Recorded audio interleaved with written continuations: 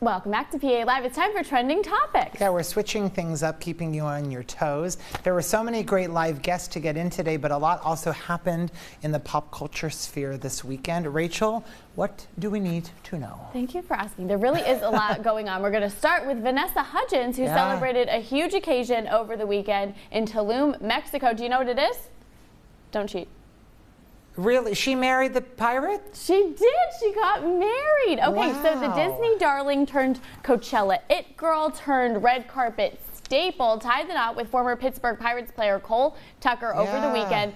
Their story is a really great one that I wasn't too familiar with, so I was glad I got to look it up. This is a DM love affair. Sound the alarms. All started with a slide into the DMs, a direct message on Instagram. A slide and he's sliding Literally, there. Look at Kelly, our editor, is on it. I'm telling you what. It initially got these lovebirds talking, flying high with that DM. Who do you think did the initial reach out here, Chris?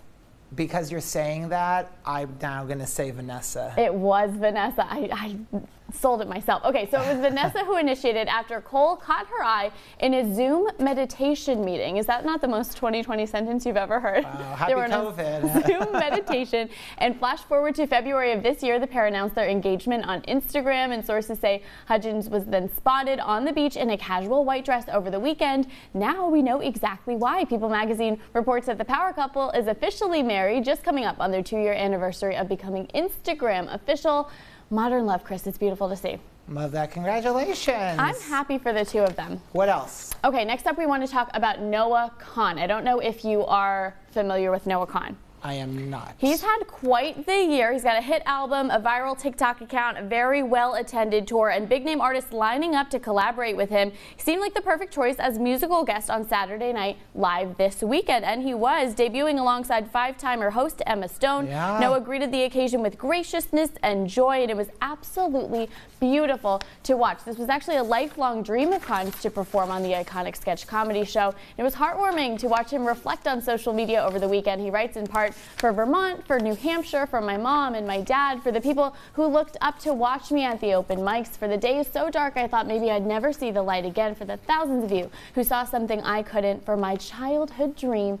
Thank you." If that doesn't give you goosebumps, I don't know what will. I'm just so proud of him, and I'm happy for him, and he actually inspired my slick back bun hairdo today. I don't know if you noticed it. I did. So thank you, Noah. Look at that. Oh my goodness. I love it. Thank you, Noah. He does a slick back bun better than anyone I know, and I'm say such Rachel a fan. wore it better. I appreciate that, but don't tell Noah we said that. You are dressing today like rent is due, because you just got paid, make it rain, energy. Ooh, you are doing a beautiful job with that segue, She more Chris. Cancun, he more San Tropez.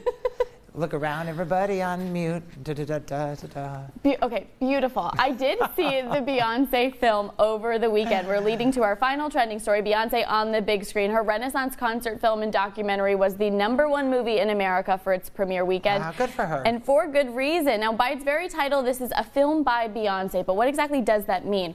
I mean, as headlining performer for her own world tour for her 2022 house music album Renaissance, Beyoncé obviously starred in the film, but that's not all. The A-lister also directed and produced the movie. A few highlights of note: in addition to the greatest hits of her 3+ hour long concert, the film takes us behind the scenes into the mind of a creator. But as Beyoncé reminds us, the mind of a creator is always multifaceted. So in the movie, she gives us a peek behind the curtain, not only at the top to bottom production of the concert like hers, but also her responsibility as a mother, and that's where a lot of the film centered. It focused quite a bit on Blue Ivy, which is B's daughter with husband Jay-Z, a fact perhaps necessitated by the absolutely viral reception of Blue's dance cameo during My Power. I'm sure you've seen that online. It's absolutely so good. But overall, the film was a spectacle, one that made me, as an admittedly low-level member of the Beehive, appreciate the human hands that built a show like this and the lives that those hands touch.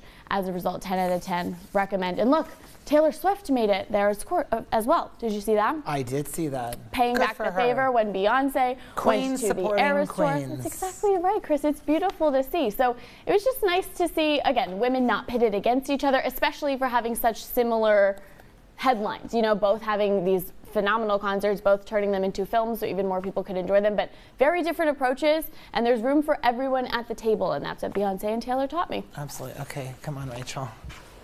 Oh, what is it?